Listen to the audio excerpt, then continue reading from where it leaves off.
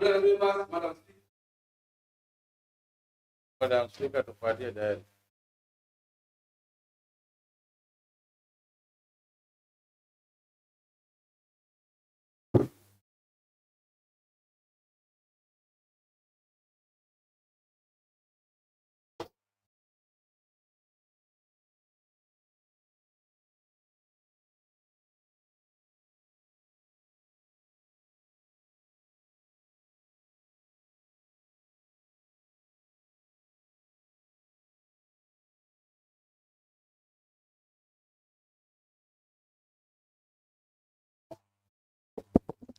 Let us pray.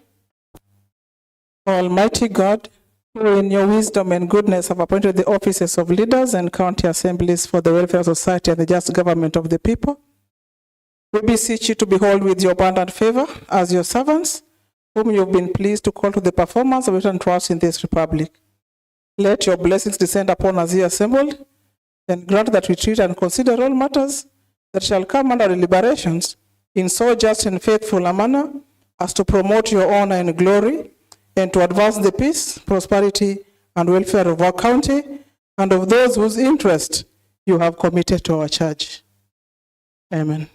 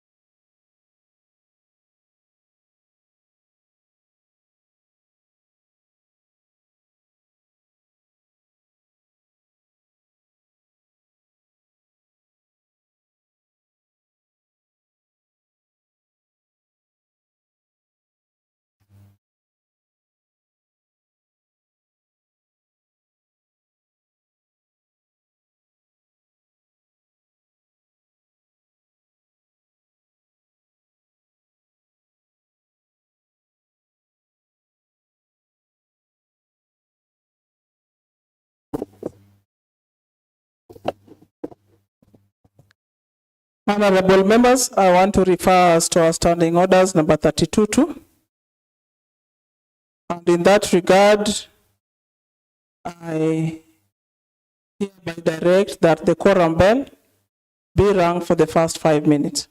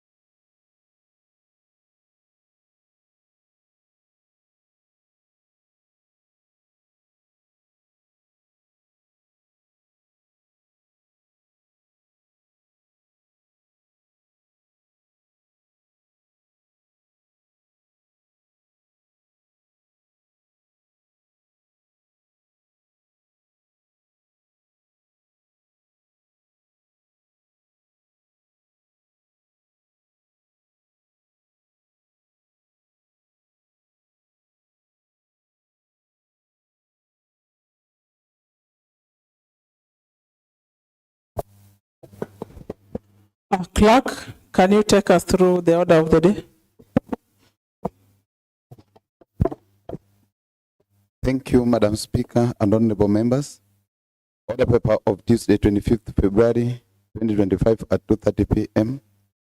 Order number 271. Order number 1, administration of oath.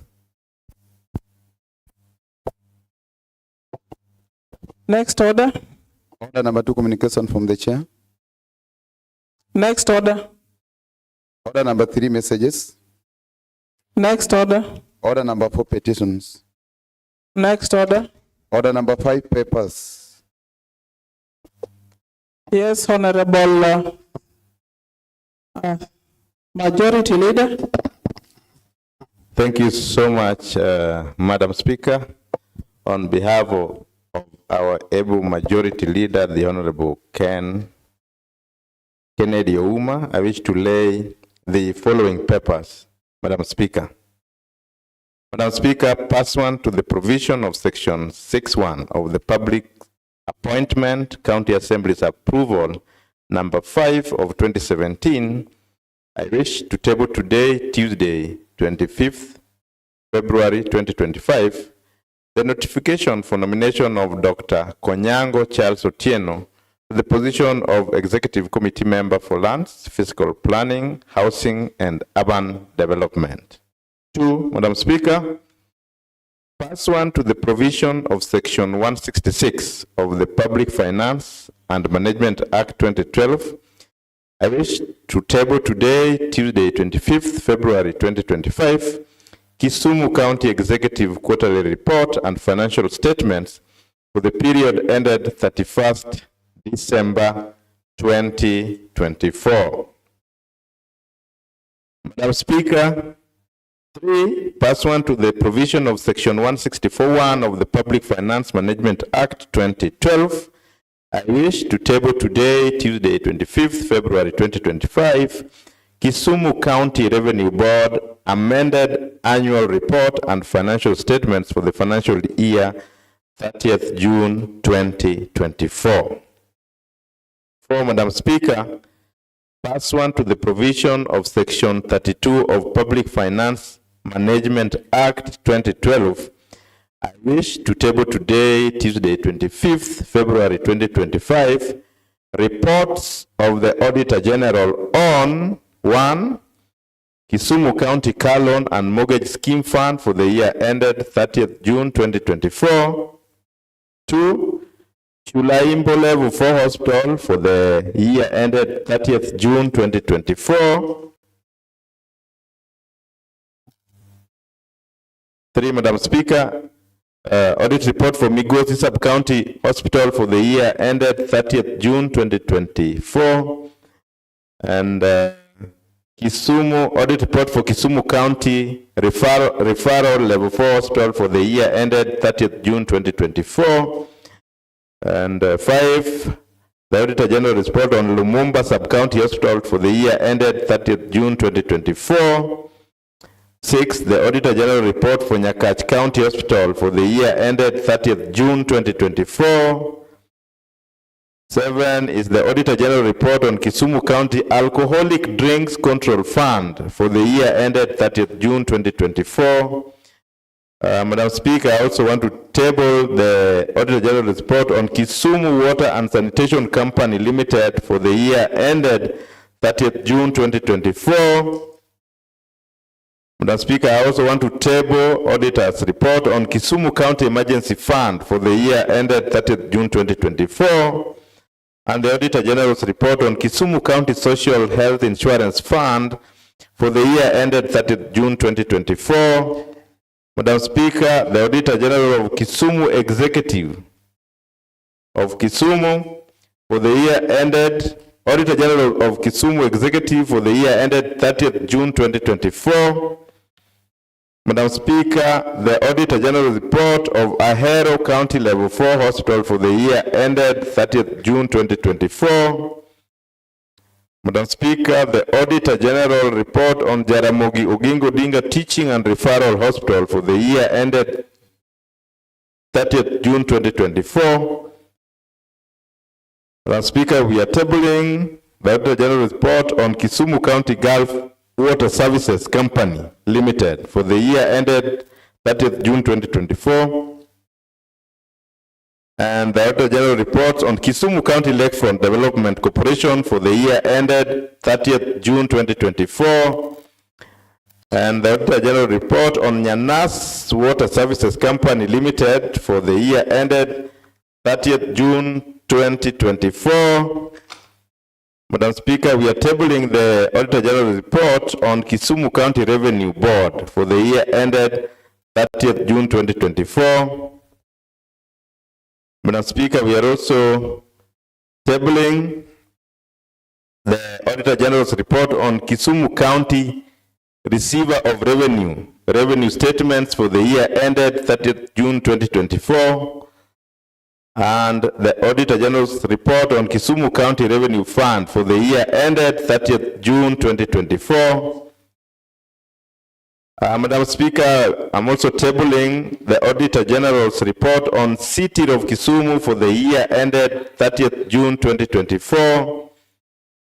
And the Auditor General's report on Kisumu County Climate Change Fund for the year ended 30th June 2024.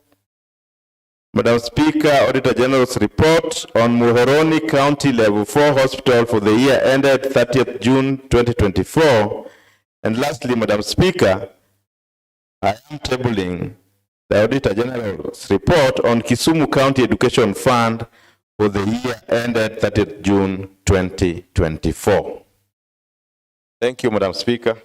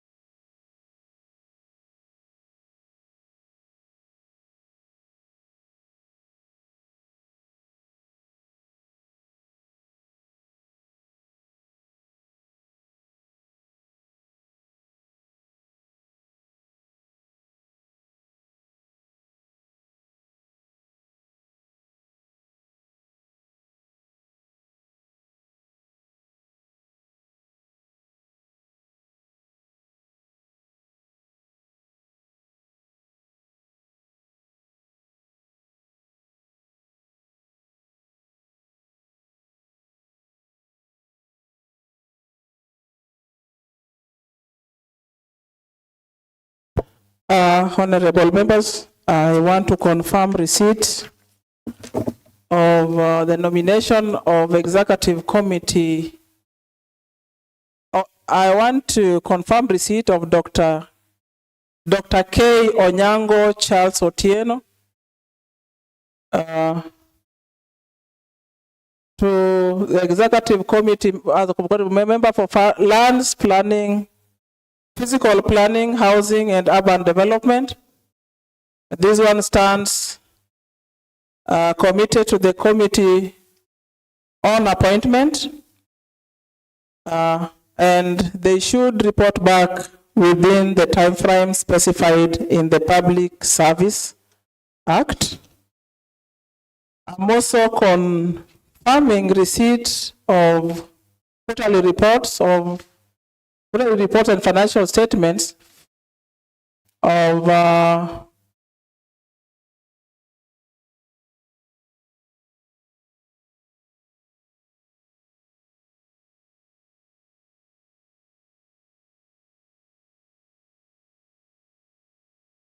which one is this?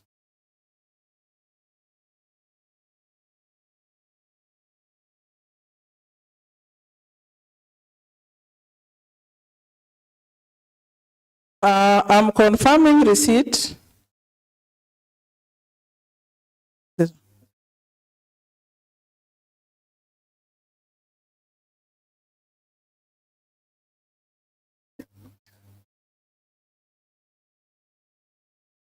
No.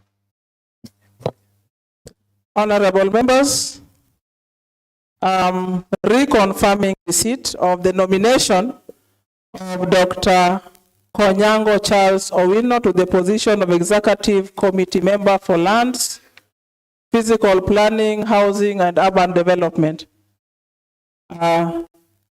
This nomination stands committed to the Committee of Appointment, and they'll report back within the specified time frame in the Public Service Act.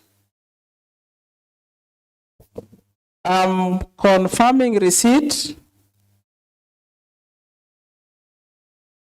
of the Kisumu County Executive Quarterly and Financial Statements for the period ended 31st December 2024.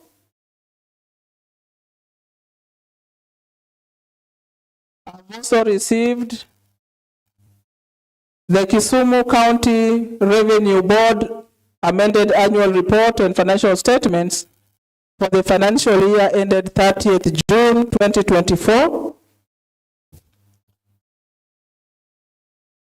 These two financial statements stand committed to the Committee on Finance, and they'll report back within a period of 21 days. Honorable Karen, Chair, I hope you don't have a backlog in your committee. Are you able to report back within that time frame?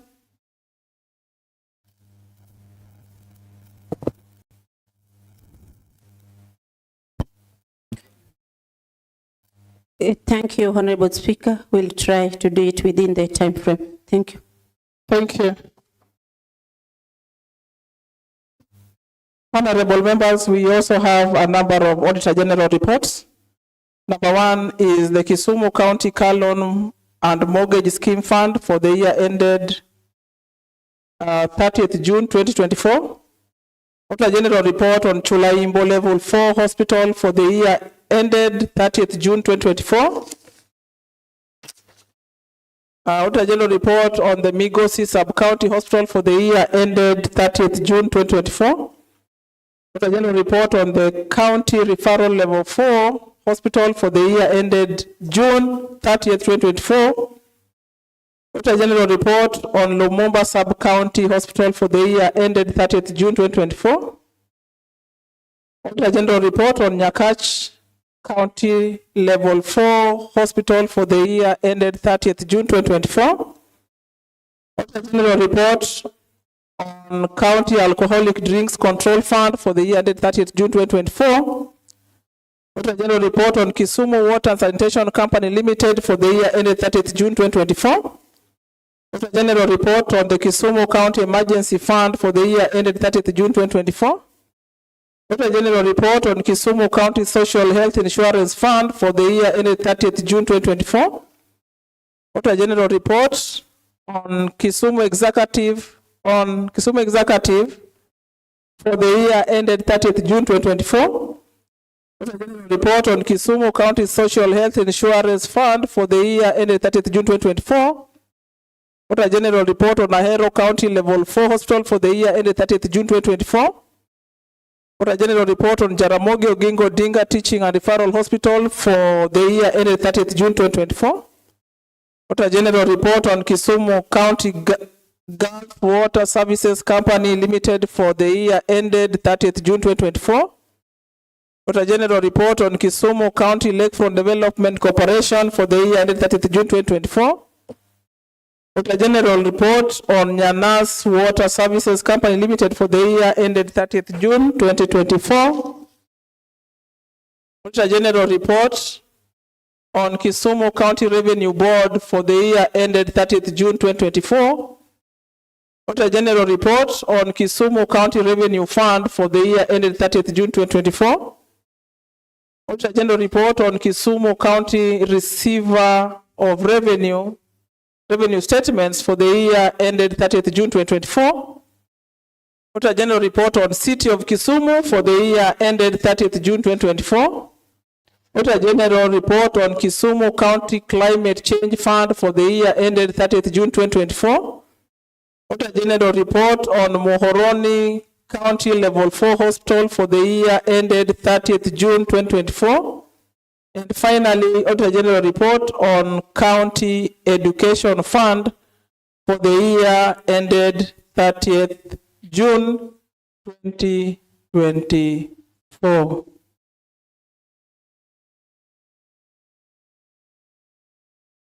This is a total of 24 reports to the Pick Back Committee.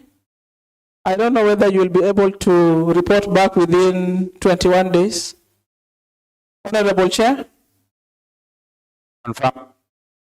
Confirmed by the Chair, seconded by the committee members, the two able members and others. So, honorable members, they'll report back within that time. Next order.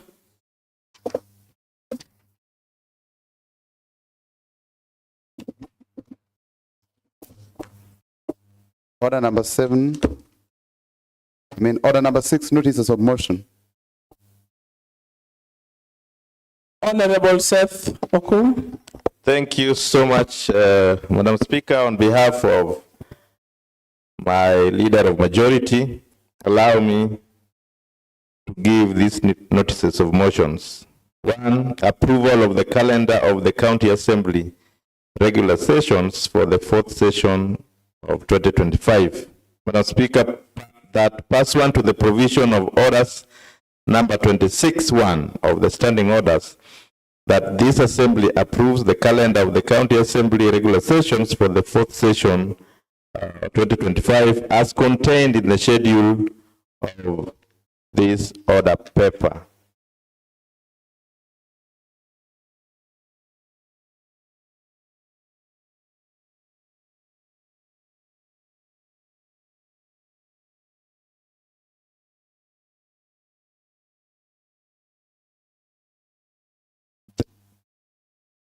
Thank you so much, Madam Speaker. Mr.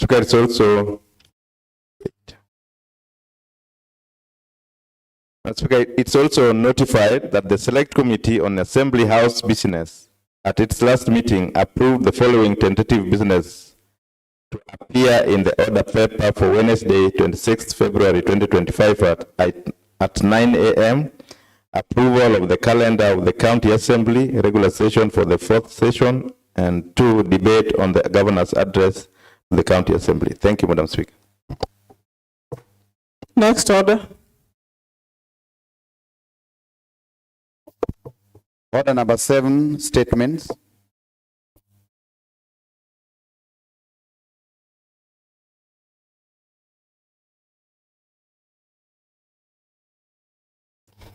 Next order. Commencement of business, order number 8, procedural motion, limitation of debate on motions by leader of majority. Seth Okumu. Thank you, Madam Speaker. Madam Speaker, allow me to move this motion that pursuant to the provision of orders number 95(1) of the standing orders, this assembly orders that each speech in a debate on any motion, including a special motion, be limited in the following manner. A maximum of 2 hours with not more than 20 minutes for the mover and 5 minutes for each member speaking, except the leader of majority party, who shall be limited to a maximum of 15 minutes, and that 10 minutes be the 10 minutes before the expiry of the time, the mover shall be called upon to reply, and that priority in speaking be accorded to the leader of majority party and the chairperson of the relevant sectoral committee in that order, Madam Speaker. Madam Speaker, and I ask the Honorable Ben Adega to second. Honorable Ben Adega. Thank you, Madam Speaker. I second the same.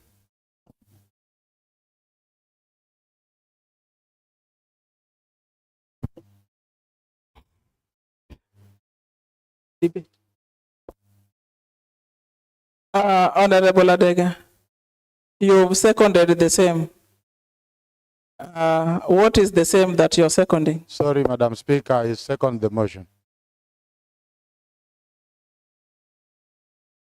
Honorable members, Honorable Adega has seconded the motion on the limitation of debate as has been limitation of debate on motions as has been read by Honorable Seth Okum.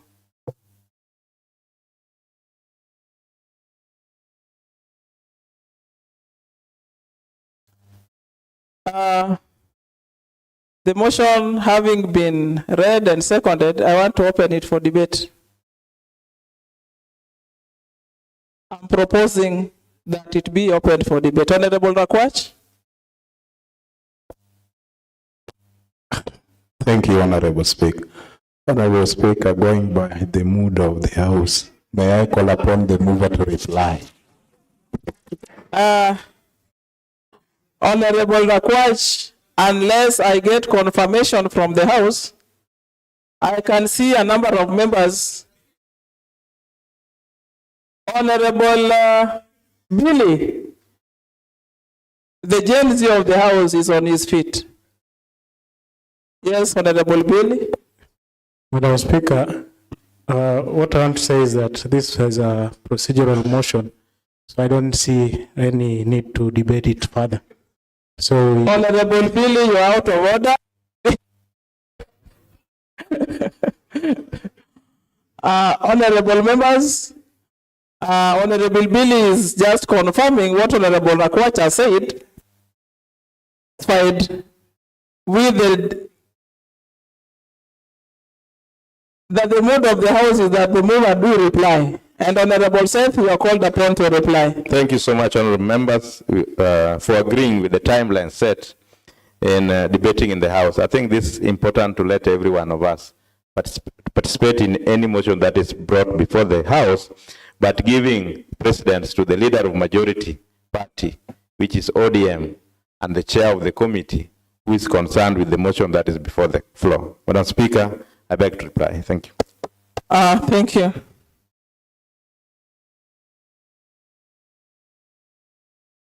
Next order. Order number 9, procedural motion, limitation of debate on bills sponsored by parties or committees.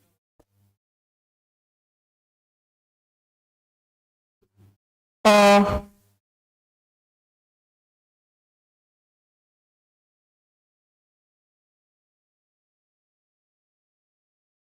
did put a question of adoption. Honorable members, the recess has been long. The recess has been long. And the Speaker does not have the monopoly of the knowledge. And honorable members, the motion having read, moved, seconded, debated upon, I want to put a question of adoption that may, as many are of the opinion that the motion on the limitation of debate of motions be adopted. As he say aye.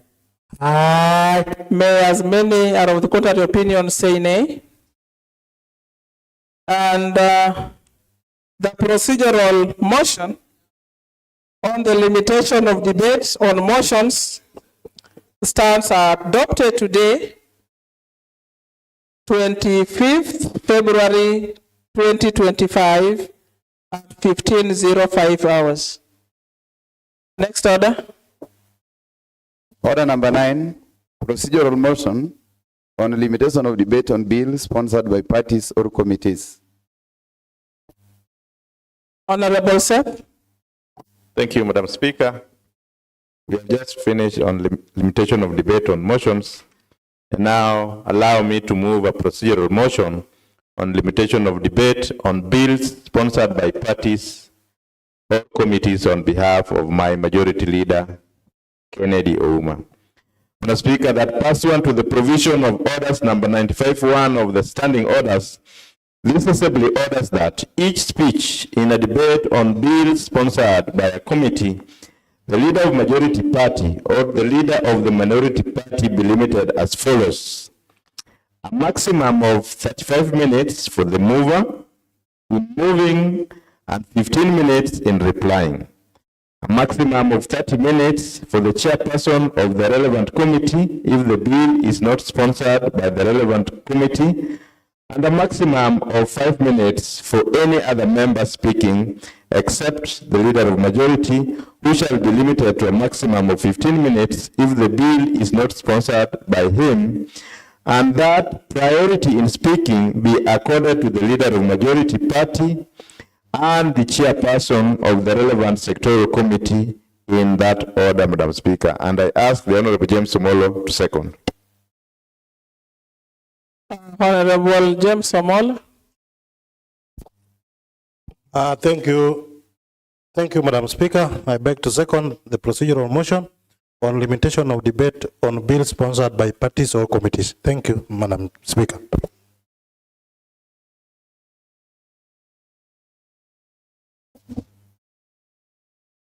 Honorable members, a procedural motion on the limitation of debate on bills sponsored by parties or committees has been moved by Honorable Seth Okumu on behalf of the majority leader and seconded by Honorable James Omolo.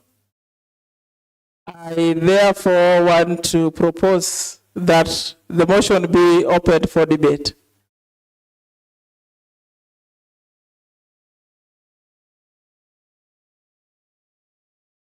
And honorable members, before you unanimously decide to call the mover to reply,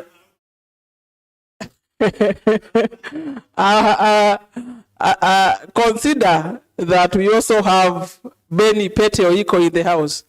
So unless you consult with Benny that he concurs with the limitation of debate,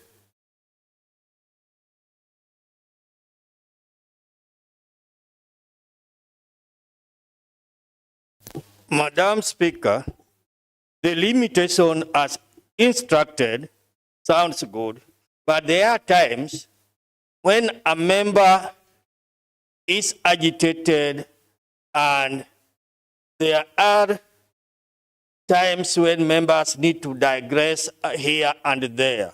When that time comes, the chair will be understandable. This is a formality, we have no problem. They set rules. But when that time comes, when Mr. J wants a little more time, we hope you will be understanding. Yes. Honorable Rakwach, you are on your feet.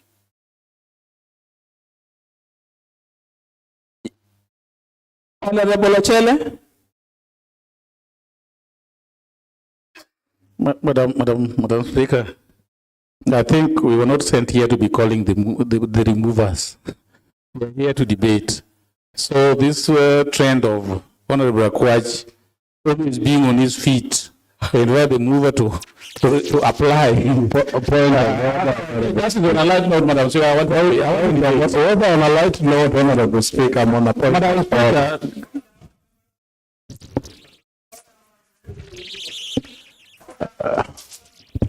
Is my microphone working? Honorable Rakwach, you are standing on a point of order. Which order are you standing on? Honorable Speaker. Honorable Speaker, we know the rules of this house. What did you say your order was that you are standing upon? Fact, Honorable Speaker. You can refer, Honorable. 86, Honorable Speaker.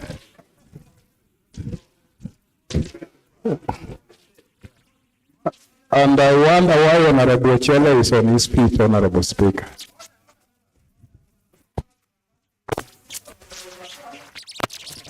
Reading order number 86.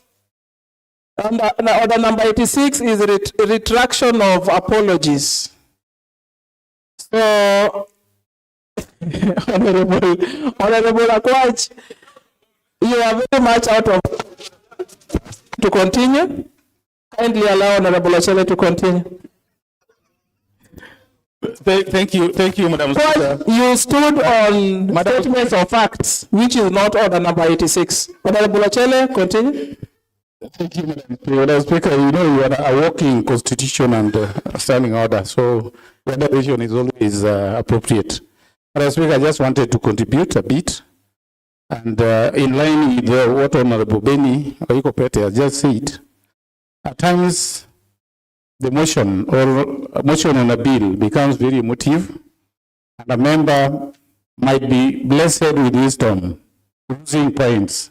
Such situations, Madam Speaker, I think the sitting chair on his or her wisdom can extend time so that a member who has been blessed with wisdom can allow the wisdom to flow and build his points.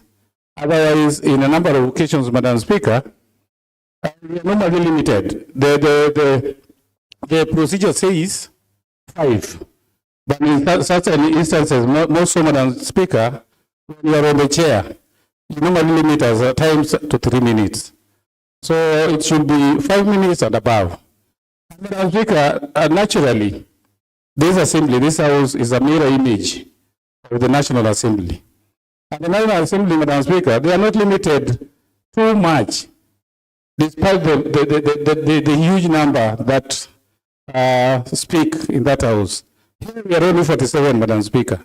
And at times, we limit too much, and we are leaving the assembly too early when certain points have not been exhausted. So I'm just beseeching where will be sitting the Speaker, the Deputy Speaker, and the panelists, and whichever member which shall have the privilege of sitting in the throne to consider points and facts not to be left out. Thank you, Madam Speaker.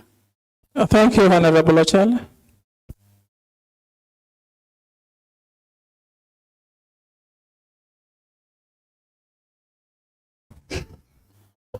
Silence means we are satisfied with the arguments of our colleagues. I therefore want to call upon Honorable Akwach, who had earlier stood on his feet, to call the mover to reply. Honorable Akwach, you will not stand. Honorable Seth?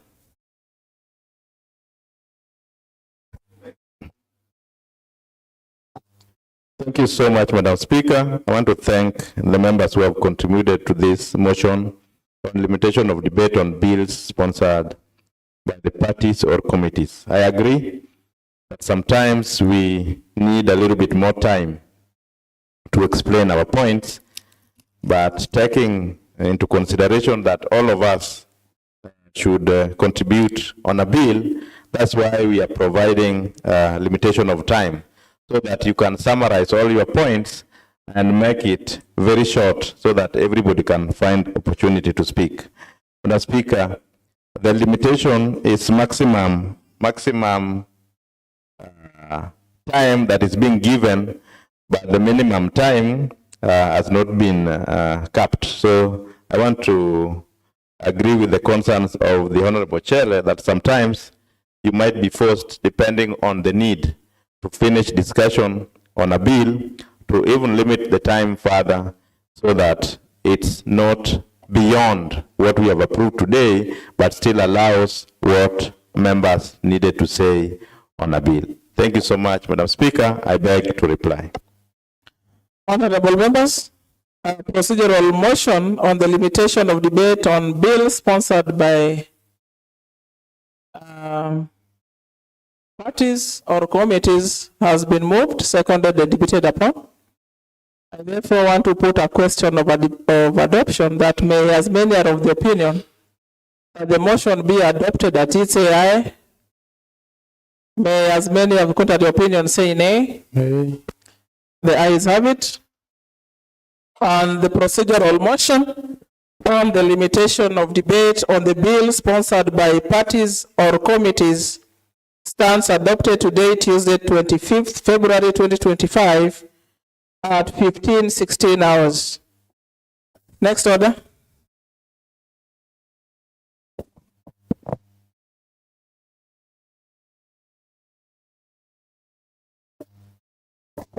Order number 10, procedural motion, limitation of debate on individual members' bills by Majority Leader. Honorable Seth. Thank you, Madam Speaker. Madam Speaker, on behalf of my Majority Leader, the Honorable Kennedy Ouma, allow me to move a motion for adoption on limitation of debate on individual members' bill. Madam Speaker, that pursuant to the provision of Standing Orders number 95-1 of the Standing Orders, this Assembly orders that each speech in a debate on bills not sponsored by a committee or the leader of majority party be limited as follows. A maximum of 2 hours with not more than 20 minutes for the mover in moving and 10 minutes in replying, a maximum of 20 minutes for the chairperson of the relevant committee, and a maximum of 5 minutes for any other member speaking, except the leader of majority, who shall be limited to a maximum of 15 minutes, and that priority in speaking be accorded to the leader of majority party and the chairperson of the relevant sectoral committee in that order. Thank you so much, Madam Speaker, and I ask the Honorable Ben Adega to second. Honorable Adega. Thank you, Madam Speaker. I second the limitation of the debate on the individual members' bills. Honorable members, a procedural motion on limitation of debate on individual members' bill having been moved and seconded, I want to propose that it be open for discussion. And I can see Honorable Komudo Moroni Koru Ward smiling. I don't know whether he has many thanks to the mover. Honorable Komudo. Many thanks, Honorable Madam Speaker. Indeed, I am privileged this afternoon and with a lot of happiness, having taken quite a big break, having not spilled my good words in this honorable house. I stand in the afternoon to go in support of the raised subject and to tell you as to understand, going with the time constraints and the time measurements as delivered by the majority leader in the House. Many thanks. Many thanks once more. Honorable members, I don't know whether Anyango has something to say because she has a very broad smile on her face. But if she doesn't. Thank you, Madam Speaker. I'd like to call the mover to reply. Honorable Seth, you've been called upon to reply. Thank you so much, honorable members. And I want to thank you for agreeing for limitation of debate on motions moved by individuals. I know these are motions that you move yourself. If you agree with the time, then who am I to even speak further, Madam Speaker? Madam Speaker, I beg to reply. Honorable members, procedural motion, the elimination of debate on individual members' bill having been moved, seconded, and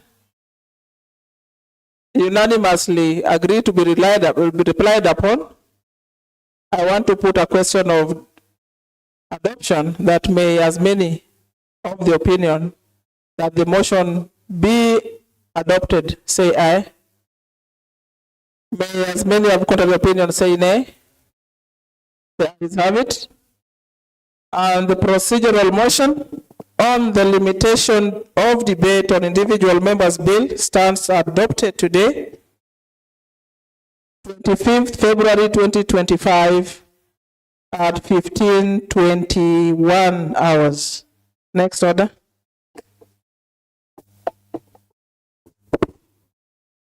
Order number 11, procedural motion, limitation of debate on reports by leader of majority. Honorable Seth Okumu. Thank you, Madam Speaker. On behalf of my able majority leader, the Honorable Kennedy Ouma, allow me to move a motion for adoption on limitation of debate on reports. Madam Speaker, that pursuant to the provision of orders number 95-1 of the standing orders, this assembly orders that speech in a debate on a report of a committee, a sessional paper, or any other report submitted to the assembly be limited as follows. A maximum of 3 hours with not more than 20 minutes for the mover in moving and 10 minutes in replying, and a maximum of 5 minutes for any other member speaking except the leader of majority party, which shall be limited to a maximum of 15 minutes, and that priority be accorded to the leader of the majority party in that order. Thank you so much, Madam Speaker, and I ask the Honorable Miki Ochieng to second. Thank you. Honorable Miki.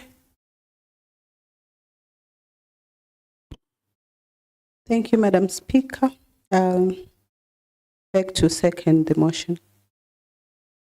Honorable members, procedural motion on the limitation of debate on reports has been moved and seconded. I want to propose that the motion be opened for discussion.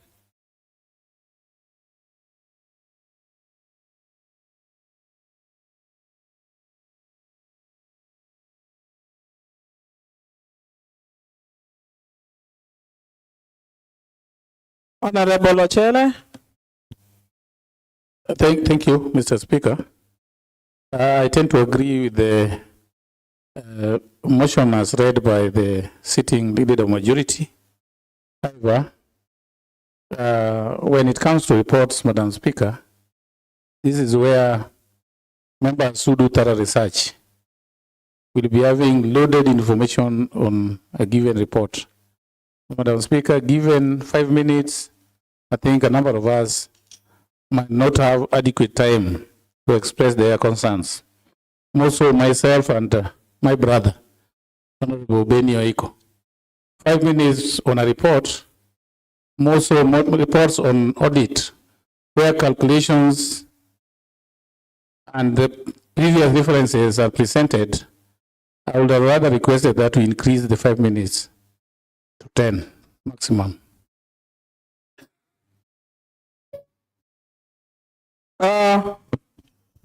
Honorable members. And I request Honorable Benny to second. Honorable Ochele. Honorable Ochele, before you seek for a seconder in that amendment,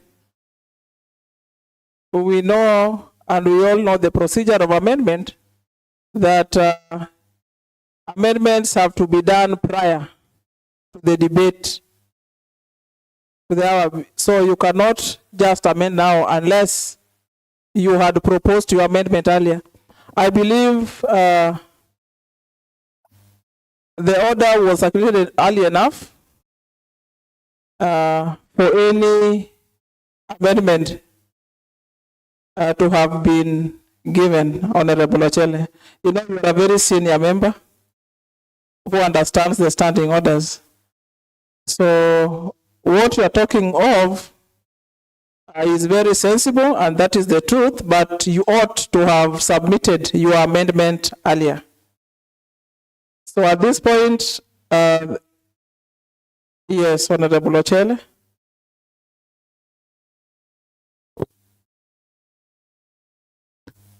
Today being the day we are discussing the procedural motions about the limitations, I think even my case can be treated as a special case because everything is like starting afresh. The procedures are being laid today by the acting leader of majority. Honorable Ochele, allow me to take you through order number 52, which is amendments to motions. And this is a motion on the floor that unless otherwise provided in these standing orders, any amendments to a motion which a member wishes to propose in accordance with these standing orders may be moved and if necessary seconded at any time after the question upon the motion has been proposed and before it has been put. When every amendment under paragraph, okay, Honorable Ochele, you're allowed to forward your amendment, but procedurally, you don't do your amendments on the floor. I hope you understand, Honorable Member. I can proceed. You can proceed, but just as you said earlier, there are times that with the wisdom of the speaker on the chair, if time allows and if time demands for an extension of debate, you may be allowed the given time frame. So, Honorable Member, I think your concerns will be considered. Madam Speaker, Yes, Honorable Ochele. that is as good as you say it. But practically at times, when certain reports become emotive, and the speaker on the chair maybe is a member for East Seme, and we are discussing Kitmikai, and the points we are giving is to tax those who visit Kitmikai. Obviously, Madam Speaker, that member, the speaker on that day, will not allow us to proceed. So if you can allow us just to amend it, I think you'll be cautioning members who may wait to extend on their debate. Honorable Ochele, we are talking about procedures. I don't want to bend the procedures of the House, but usually, as you said earlier, Honorable Member, we are 47, but not all of us debate. So somebody may lend you their time. And as always, members have always gotten time to express their views and sufficiently debate. So I don't see why we should worry so much. Honorable Judge, what do you want to say? I want to contribute to the motion.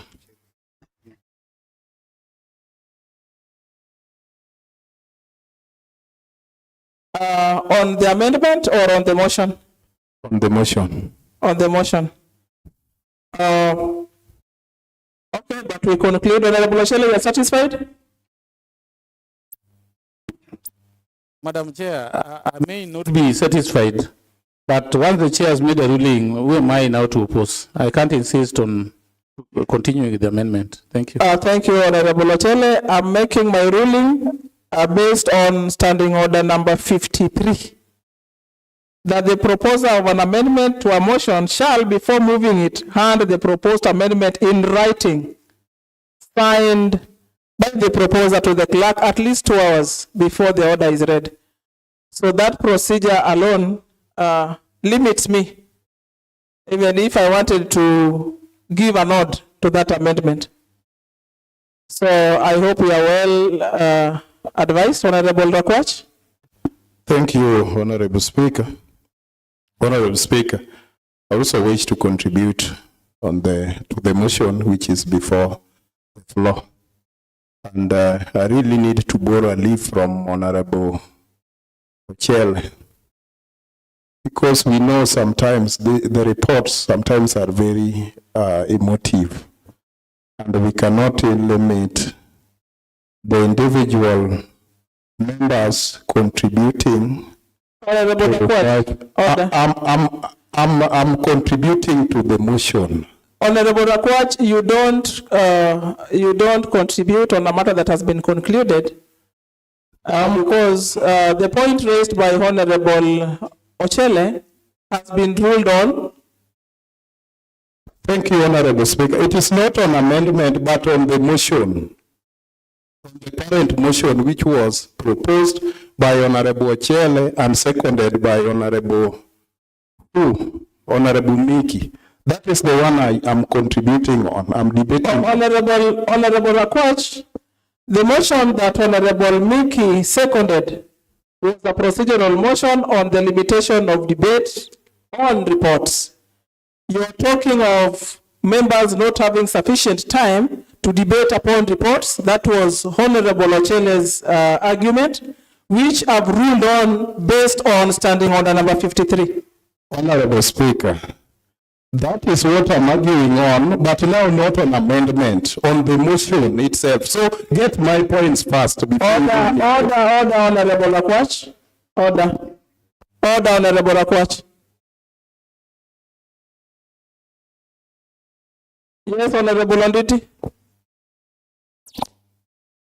Thank you, Madam Speaker. Madam Speaker, I stand to support the motion as read by the acting majority leader, Honorable Seth Kumu, and seconded by Madam Honorable Miki Ochieng. Madam Speaker,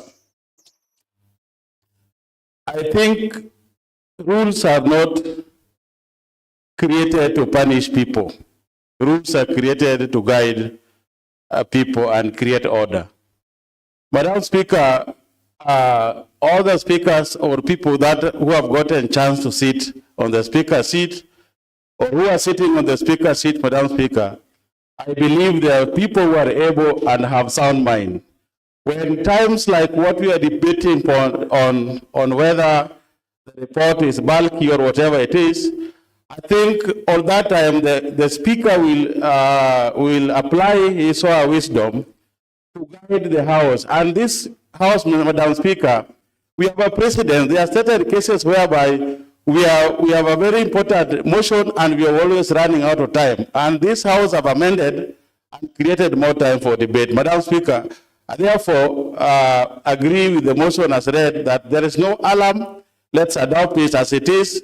When such time comes, the speaker on the seat will apply his or her wisdom and the House will decide on what the best way forward. Otherwise, thank you, Madam Speaker. Thank you, Honorable Onditi.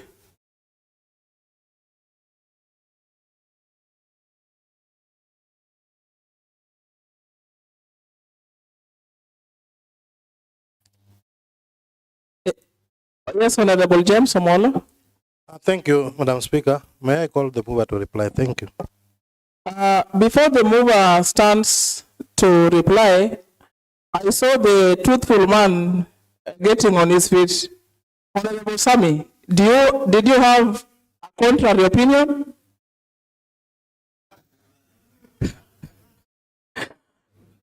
Honorable Sami. I concur with Honorable James Omolo. Thank you, Honorable Seth.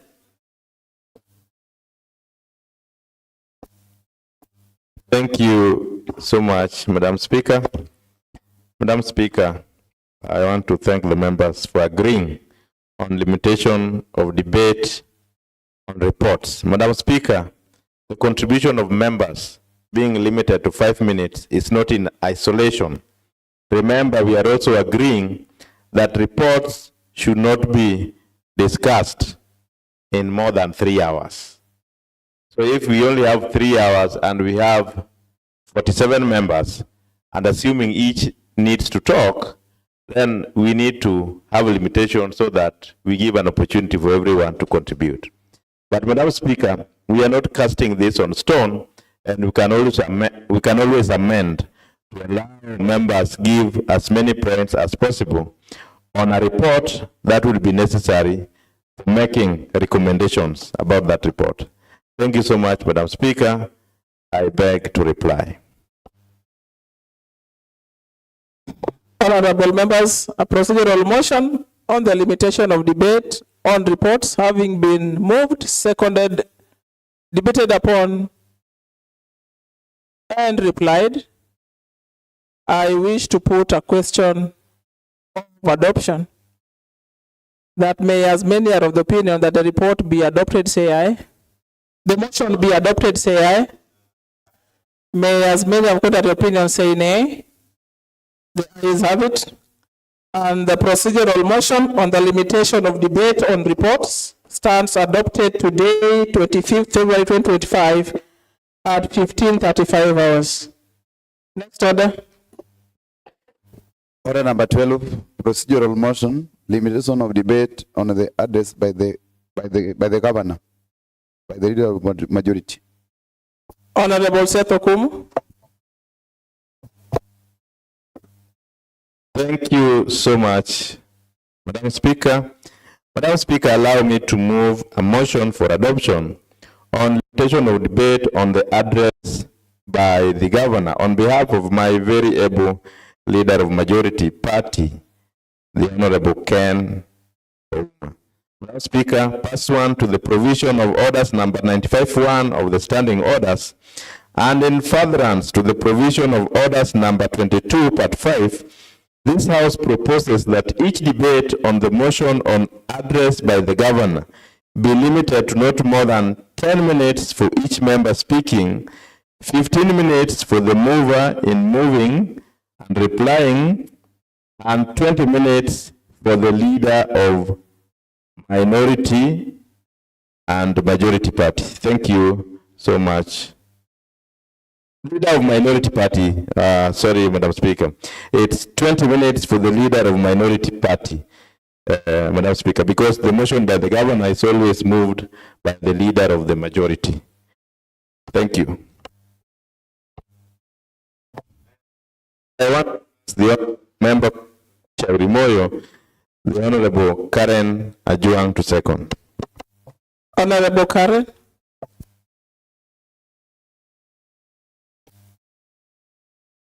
Thank you, Honorable Speaker. On procedural motion on limitation of debate of the address by the governor, if each member is given up to a maximum of 10 minutes, and then the mover is given 15 minutes in moving and replying, and finally the minority leader is given 20 minutes, I think that is in order. I reply. Thank you. I second. Sorry. Thank you, Honorable Member. You are even replying for the majority, but I understand. It all affects us. I can see Honorable Billy on his feet. Thank you, Madam Speaker. Madam Speaker, I also want to rise to support this one because the governor's address is something that can be emotive, because you realize it is an address that touches nearly all the departments, the successes, and what we want to do as a county, where we've been and where we are headed to. So giving us 10 minutes to contribute, I think that is enough time.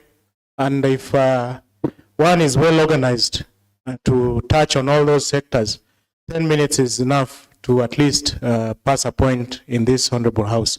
So I support this motion. Thank you.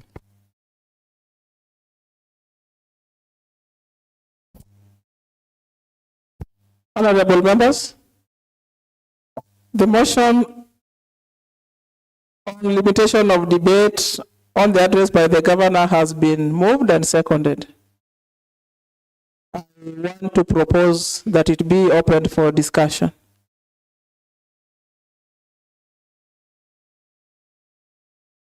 Billy has, no, honorable members. Billy is debating already. What is happening today, honorable members? The motion was seconded by Honorable Karen, and Billy debated. So we continue with the debate. Thank you, honorable members.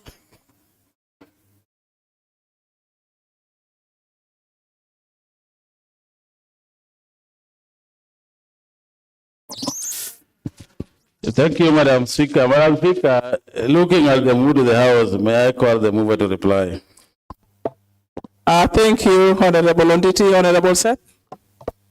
Thank you, Madam Speaker. Madam Speaker, the governor's speech is one of the very important speeches because it tells us where we are as a county and also lay bare the policies that the governor is having in addressing issues of this county. So giving members more time to discuss that speech to me is an added advantage so that we can get quality discussion and recommendation from the House, Madam Speaker. Thank you, members, for agreeing to the time limits that are provided for, and I beg to reply. Honorable members, the procedural motion on the limitation of debate on the governor's on the address by the governor has been moved, seconded, and debated upon, and sufficiently replied on by Honorable Seth, who is was the mover. And I want to put a question of adoption, honorable members. A lot of confusions today, but don't worry, this head is carrying so many things. Let us adopt before we make the resolution. I want to put a question that may, as many are of the opinion that this report, this motion be adopted. Say aye. Aye. May, as many of the good opinion say nay.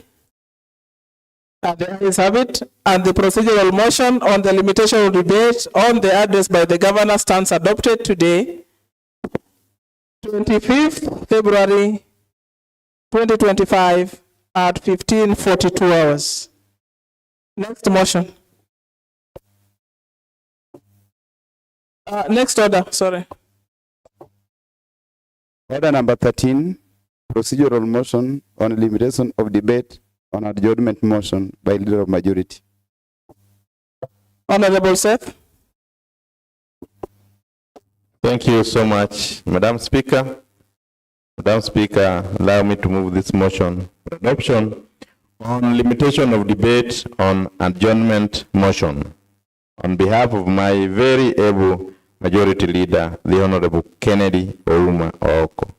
Madam Speaker, that notwithstanding the provision of orders number 26, part 3, this House proposes that the debate on any motion for the adjournment of the Assembly to a day other than the next normal sitting day in accordance with the calendar of the Assembly be limited as follows.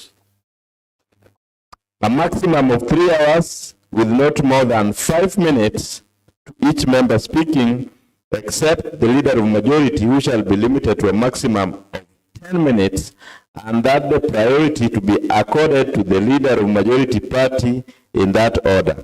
Provided that when the period of recess proposed by any such motion does not exceed 10 days, the debate shall be limited to a maximum of 30 minutes. Thank you so much, Madam Speaker. And I want to ask the honorable member for Chemelil Tam Ward, the Honorable Vitalis Oleo Komudo, aka Honorable Seth. Honorable member representing Chemelil Tamu is Honorable Odari. Madam Speaker, the honorable member for Muhoroni Koru, the Honorable Vitalis Oleo Komudo. Thank you, Madam Speaker. Honorable Komudo. Many thanks, Madam Speaker. Many thanks, Honorable Member. I stand here and with due priority, I wish to second the motion towards the floor. Many thanks.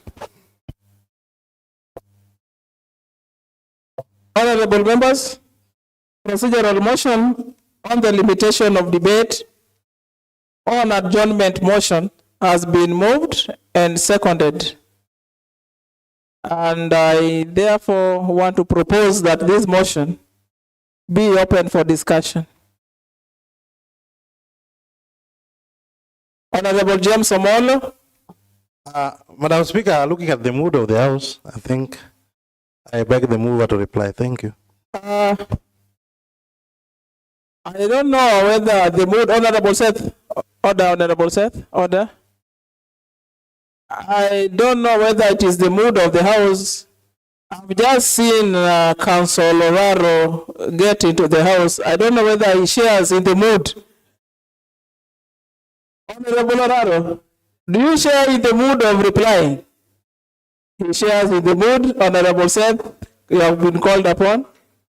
Thank you so much, Madam Speaker. Madam Speaker, you know I brought motions that are very self-explanatory and members can read and agree. very, very fast, because we appreciate that we do have adjournments in this house. Some will be provided for in the calendar, but some come when we need to do other very meaningful things in this county, including attending County Assembly's Forum annual general meetings as one of them. So, Madam Speaker, allowing us to have discussion on such and limiting the time will also allow members to contribute every time we are adjourning the House. Thank you so much, Madam Speaker, and I beg to reply.